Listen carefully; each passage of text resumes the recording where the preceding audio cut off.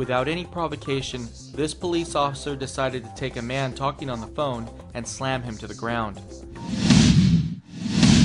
To protect the officers, the police camera magically pans away, but the cop was later shown purposely slamming his car door on the ankle of the victim. We were recently contacted by a member of NIA who lives in Florida. Police are literally checking people's cars to see if they're unlocked.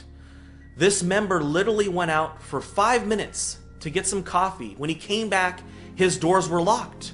And inside was a flyer that said it was the sheriff's department and he needed to make sure his door was locked. Literally leaving a little yellow pamphlet. Now, I want you to think about this for a second. Shouldn't Americans have the right, have the choice to lock something or not lock something, or have the convenience of not wanting to lock their doors? I mean, what if the man had a key that was broken and he wasn't able to get inside of his car after it was locked? Imagine the inconvenience this government intrusion into his life would have caused for the rest of his day. Some states are now making it a crime to videotape out-of-control cops. A Harford County man now faces up to 5 years in prison after he recorded a bizarre traffic stop last month in Harford County. He accepted the speeding ticket he says he deserved and did nothing more than just post this video on YouTube. It was all but forgotten until this morning when he was served a warrant and now faces the charge of illegal monitoring with his helmet camera. State police believe they have a case. In Maryland, you cannot record someone audibly without them knowing. It is a felony.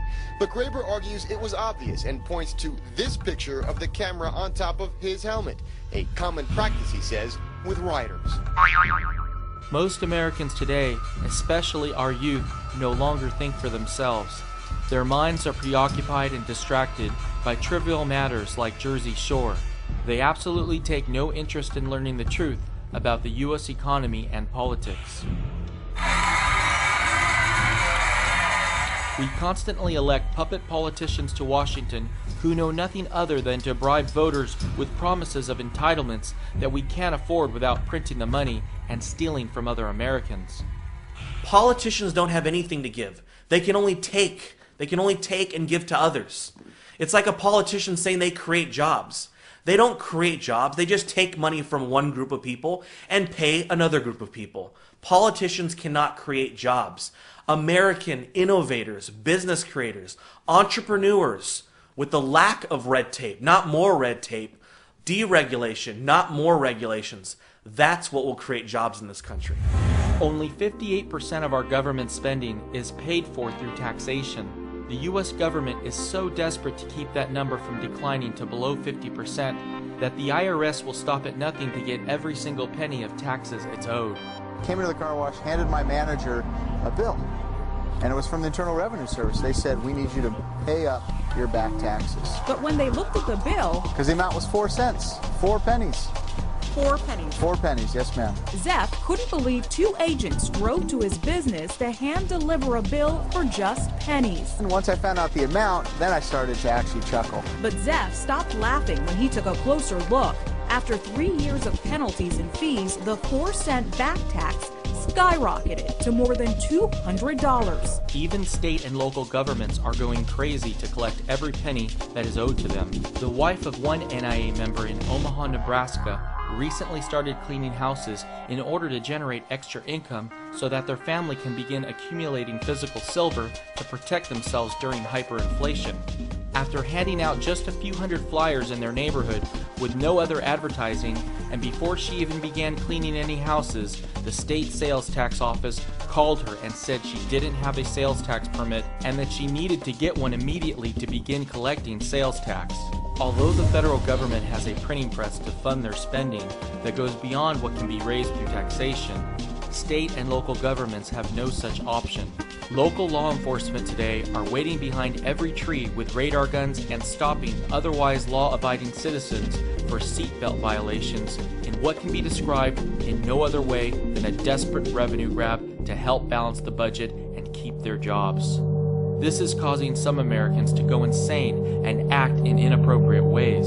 Sir, the conversation's over. You can complain to the chief of police. That's not a problem. You can go to court and complain to the judge. That is not a problem.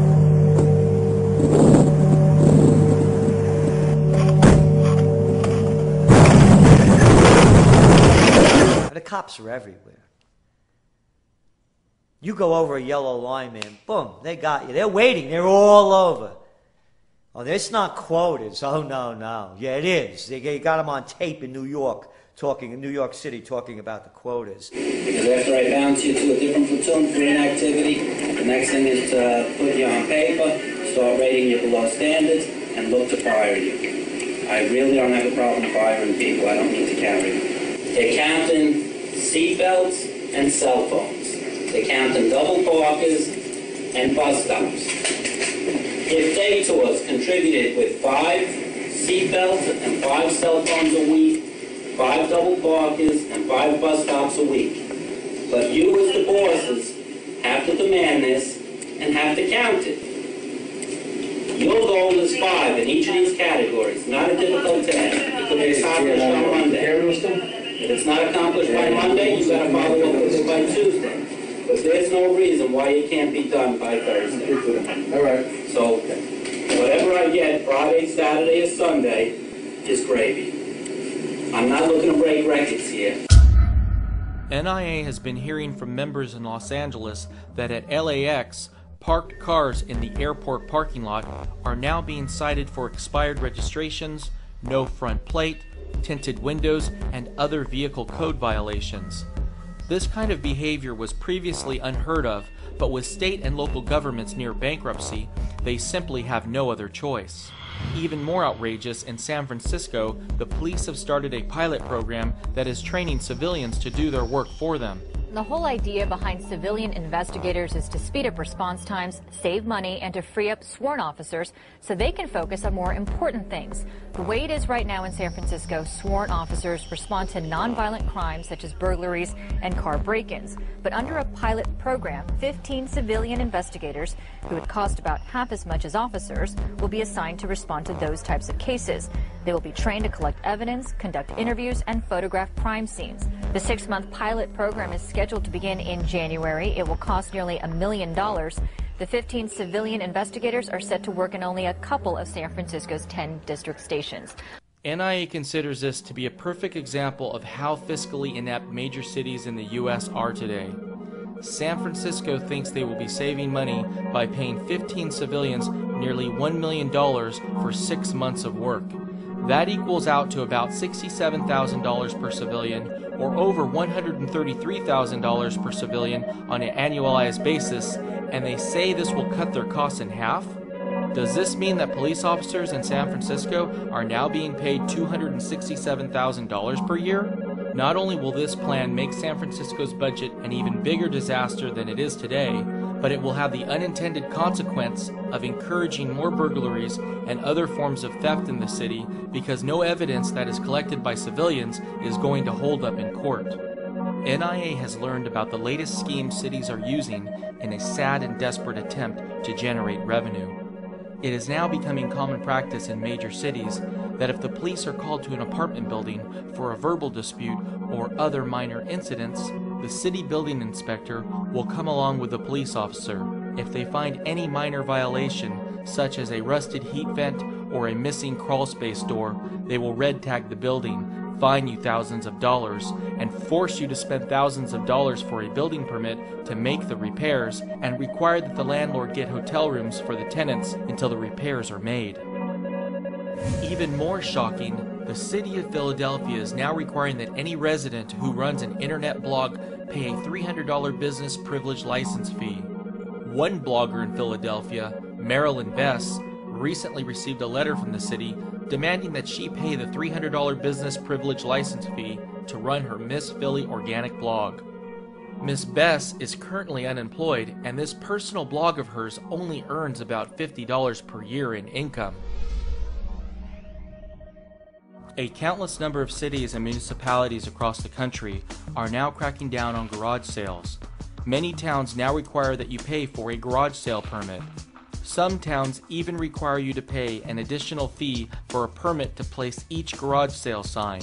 The federal government even recently passed a new law making it a crime to sell recalled products at a garage sale. Now, the Bruschians were hoping to clear out some clutter and make some much-needed cash this summer. What they don't know is they could be breaking a federal law right now, and this garage sale could potentially end up costing them $15 million.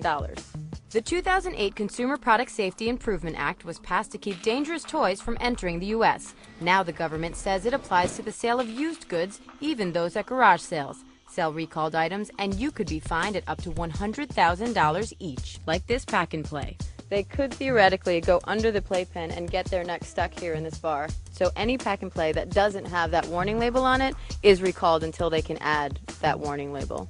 We're shocked. We actually returned another one to get this one because this one was like the best one on the market. I own this same exact product, not knowing that at home, the exact same color and everything. How do you expect someone just to come in and know? I mean, like I said, I own this piece myself. Not knowing about recalls won't excuse resellers from penalties, so the CPSC has a 24-page handbook they say makes it easy for them to cross-check their items. The government is trying to eliminate garage sales altogether so that we can increase our trade deficit by purchasing new products we can't afford from Walmart that were imported from China. In Long Island, some towns are banning garage sales because they attract illegal immigrants who they claim drive down home prices by bringing noise, crime, and clutter to their once peaceful communities. Police today can arrest and detain American citizens who are caught driving without a license, but they have no power to check the status of an illegal immigrant.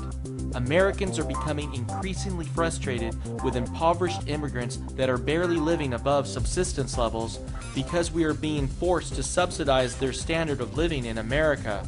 One NIA member recently saw a $20 monthly increase in their cable television bill specifically for the addition of new mandated Spanish channels. Ese hombre es usted, Juan. We cannot support them. We don't have the economy. And anybody that believes that they do, invite them over to your house to share your meals every day.